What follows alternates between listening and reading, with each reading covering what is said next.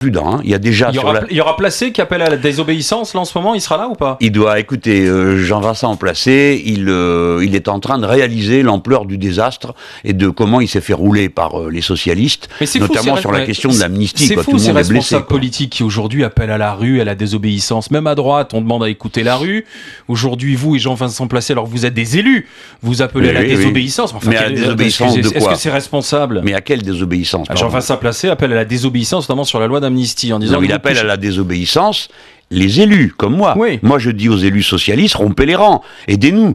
Je dis aux élus socialistes qui sont dans... Ça, c'est pas la désobéissance à la loi, c'est la désobéissance à la règle du parti qui leur impose... D'ailleurs, c'est même pas le parti, ils n'en ont pas discuté au PS. C'est François Hollande tout seul dans un bureau avec deux amis, j'imagine, le banquier Macron et le banquier je ne sais qui l'entourent, qui ont dit, il n'y aura pas de loi d'amnistie, un point, c'est tout. Se déjugeant par rapport à la promesse qu'ils m'avaient fait, ridiculisant les sénateurs socialistes. En politique, les promesses n'engagent que ceux qui les écoutent, hein. Oui, mais là, il y avait eu le vote des sénateurs socialistes. Donc moi, en principe, j'étais tranquille. Je me disais, ça y est, c'est fait.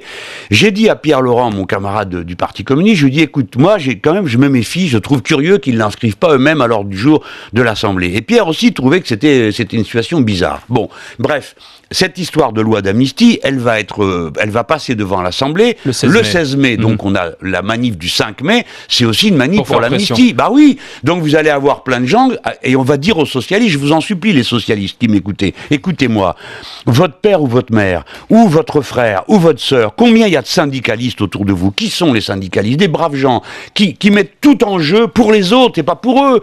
Et est-ce que vous pouvez les trahir comme ça?